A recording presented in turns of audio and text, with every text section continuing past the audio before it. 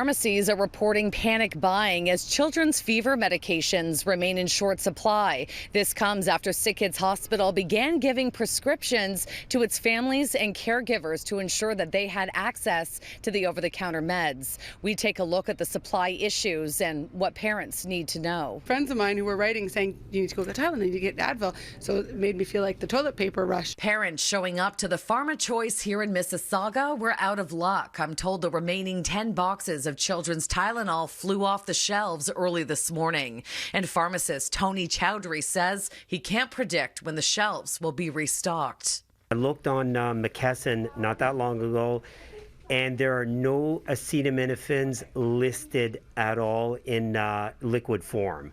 And McKesson is, to the best of my knowledge, the biggest wholesaler of pharmaceuticals in Canada. SickKids Hospital recently sent out a memo to its families and caregivers recommending they get a prescription for the basic pain and fever medications to ensure easy access when they leave the hospital. The Ontario Pharmacy Association says that letter was not intended as a recommendation to the general public. Most pharmacies can order or have it already on hand, which is called a stock bottle. So it's a much larger volume.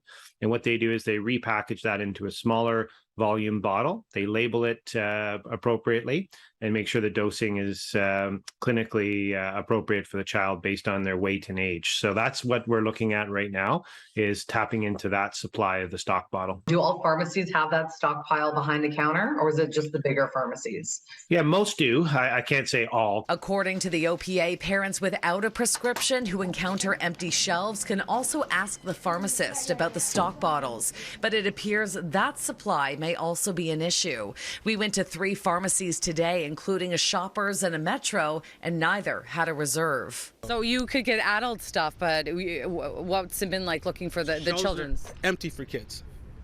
There's nothing. There's nothing. Yeah, and we talked to the pharmacist and they said that they're on back order, and whenever they're going to get it is when they get it. Do they have any behind the counter? Nothing. Did you ask if they had any behind the counter? There's nothing behind the counter.